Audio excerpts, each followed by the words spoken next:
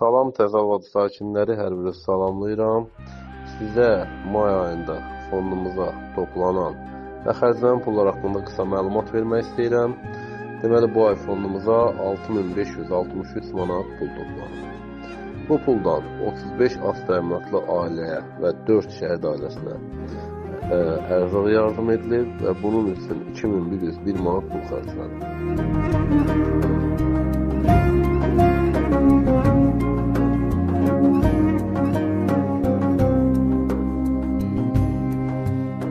1150 manata qurbanlıq heyvan alınıb və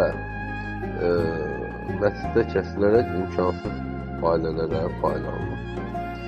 300 manat isə az təminatlı ailədən olan 3 tələbə qızımızın kirayə pulunun ödənməsinə köməkliyi göstərilir.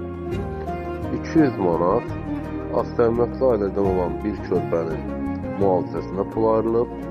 200 manat isə digər bir az təminatlı ailənin həyat şəraitinin yaxşılaşdırılmasına xərclənir.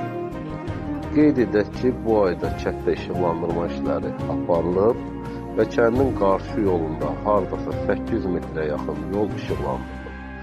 Bunun üçün isə 1575 manat pul xərclənir.